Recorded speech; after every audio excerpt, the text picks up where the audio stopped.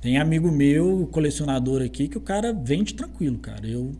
Me pega. Eu fico com dó de vender as coisas. Uhum. E outra coisa que eu queria também te perguntar, cara, que tem muito a ver com essa parte, hoje em dia está na moda muito a questão do vintage, né?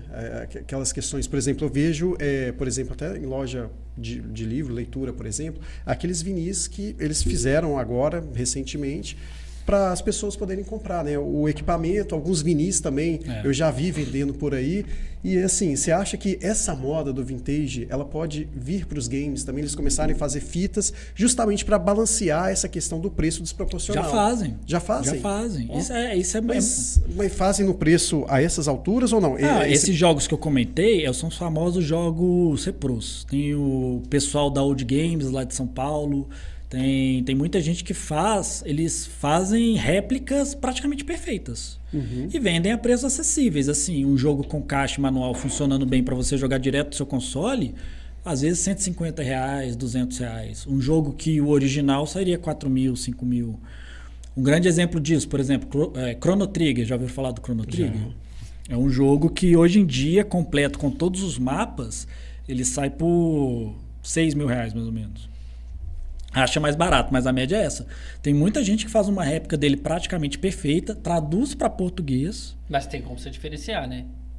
Sim. Você não ferra com o colecionador que tem o original, né? Alguns são tão bem feitos, cara, tão bem feitos que dá para enganar.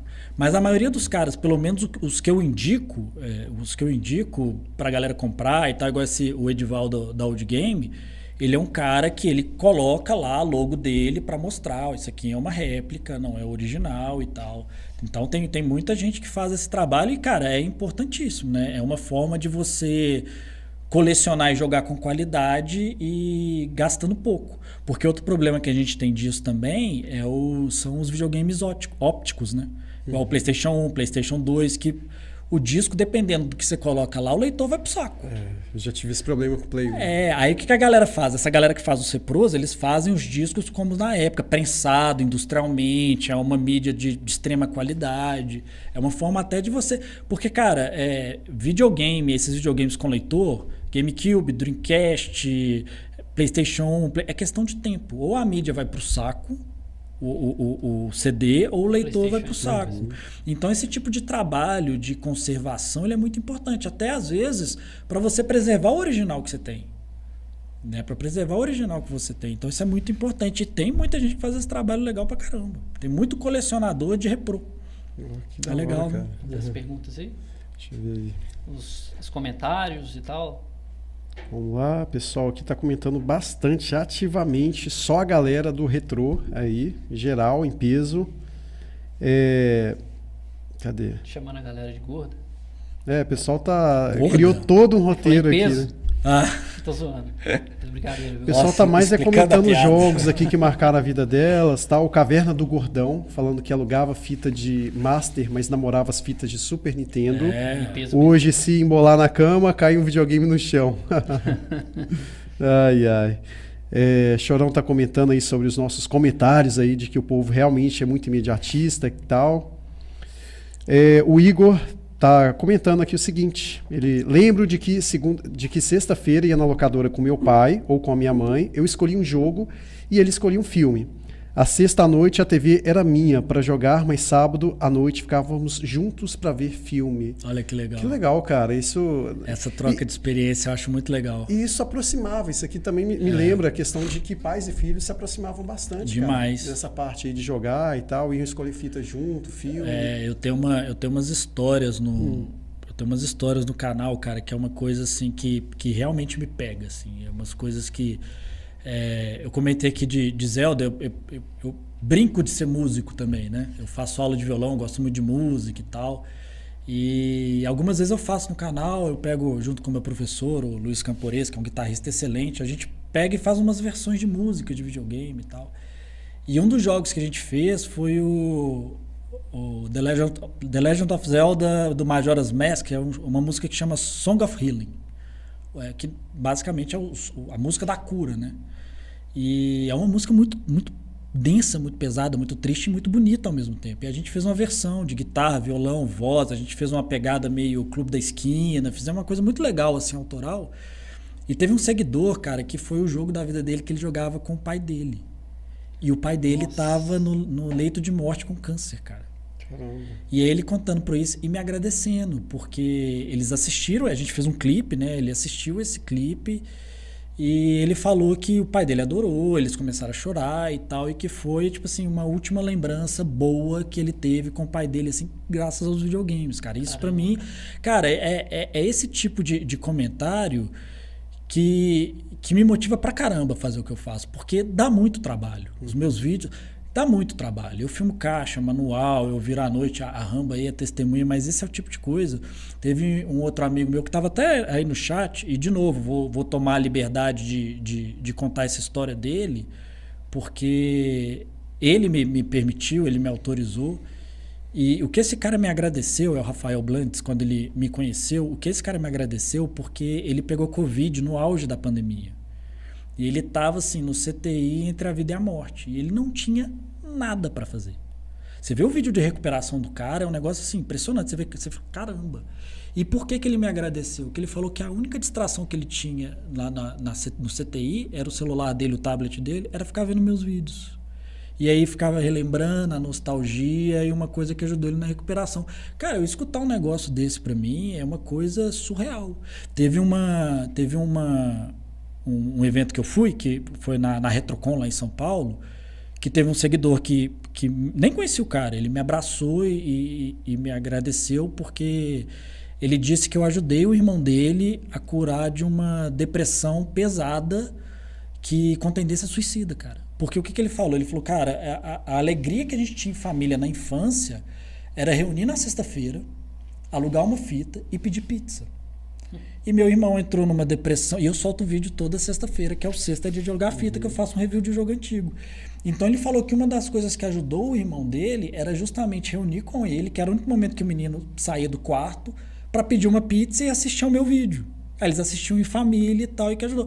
Cara, isso pra mim é um negócio assim... gratificante, né? Nossa, bicho, isso aí pra mim vale qualquer coisa. E assim, são N e N casos que eu tenho, histórias que eu escuto, que faz valer a pena. O meu canal não é muito grande, não dá retorno financeiro, não é uma coisa que eu infelizmente ainda não consigo viver de videogame, quem dera se eu conseguisse, mas o que me motiva é isso, cara. Eu tô mexendo com uma coisa, sabe, que tá lá dentro do cara, que às vezes lembra ele de momentos mais simples, mais tranquilos, que ele não tinha tantos problemas. Eu outro dia, e aí eu falo pra mim mesmo, isso serve pra mim mesmo.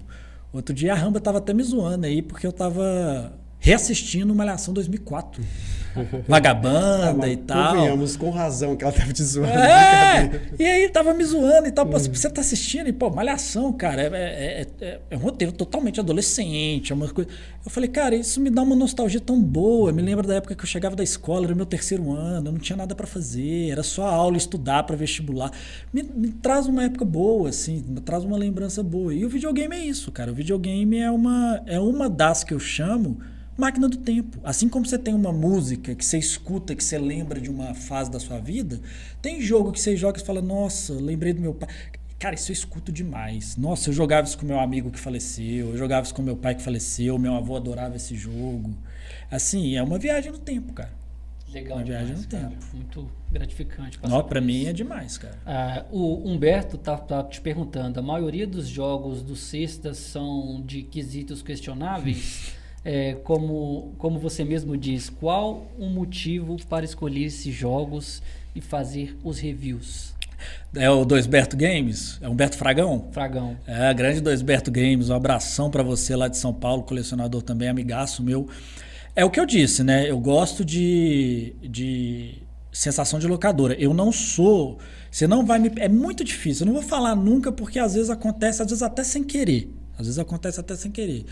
Mas eu não sou muito de produzir conteúdo de hype. Tá todo mundo falando de tal jogo, eu vou falar de tal jogo. Já aconteceu muitas vezes sem querer de eu fazer um review de um jogo antigo e lançar a edição nova do jogo, né?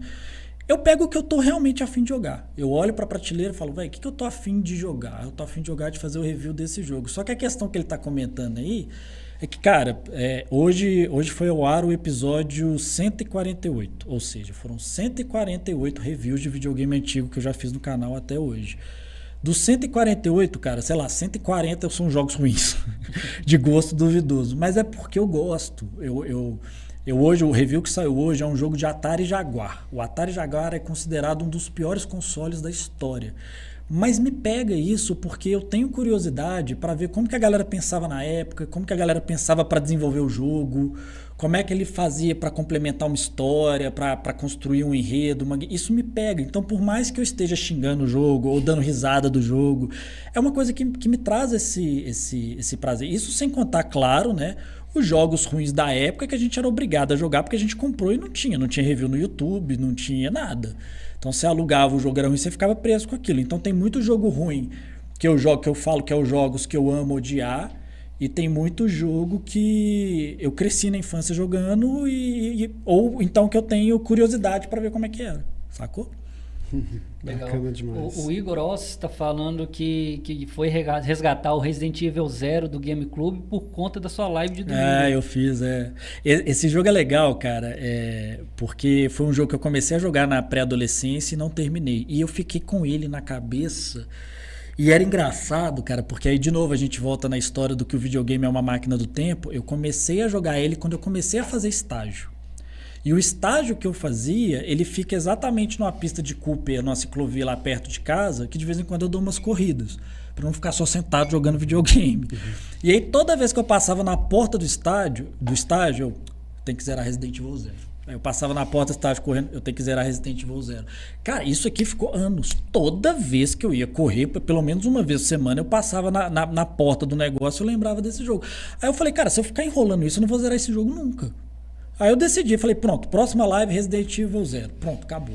Desculpa uma pergunta burra, mas tem Resident Evil 0, cara? Eu não sabia. É o prequel, também, né? Ele conta a história antes da mansão. Ele veio depois, mas ele é um prequel. Aí eles colocaram o nome Resident Evil 0. Resident Evil 0. Ele conta. Qual jogo? Ele saiu. Depois ele saiu para várias plataformas, mas salvo engano, ele originalmente é pro GameCube. Mas ele tem pro Play 4, eles fizeram um remake dele. Play 4.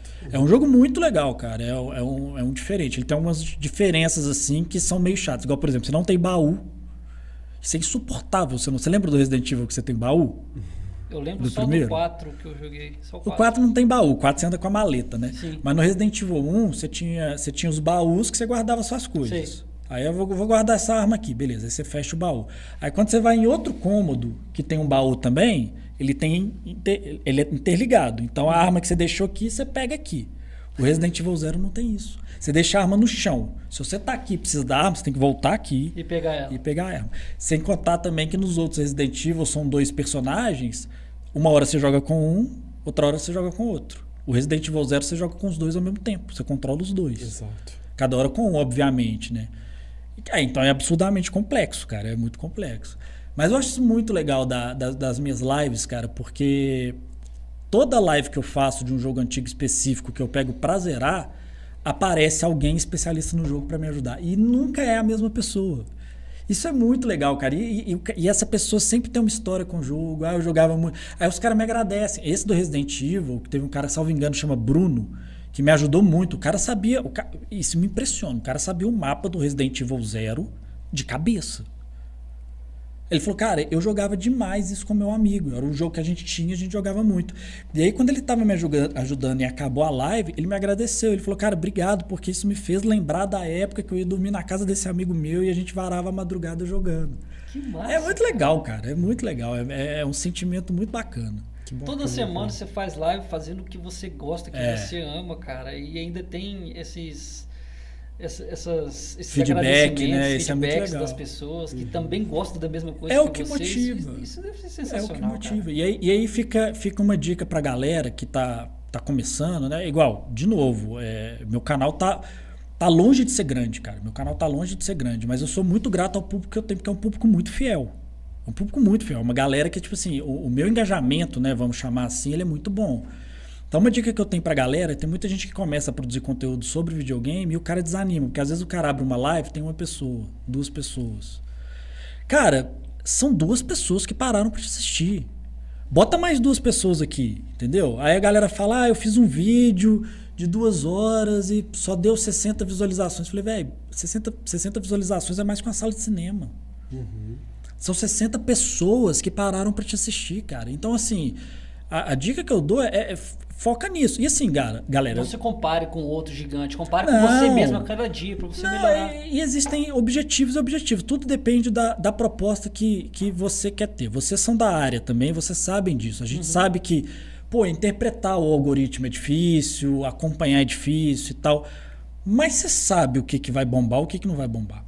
Você sabe que se você fizer uma... Você comentou aqui antes, na hora que você começou o podcast aqui, brincando, que você sempre faz isso, né? Poderia estar matando, poderia estar vendendo tigrinho, poderia... Por quê? Porque você sabe que é um negócio que bomba. Se você colocar uma thumbnail, alguma coisa assim, me rendi ao tigrinho, vai bombar, velho. Vai bombar. Então tudo depende do propósito que você quer. O meu propósito, é claro que se eu conseguir viver disso, para mim tá ótimo, mas o meu propósito nunca foi esse. Meu propósito foi, igual eu falei, encontrar a minha turma. Então, a partir do momento que você é desprendido disso, vira uma coisa natural. Eu não gosto de ser refém de algoritmo ou refém de alguma coisa. Eu gosto de produzir o conteúdo que eu tô a fim de produzir, cara. Boa.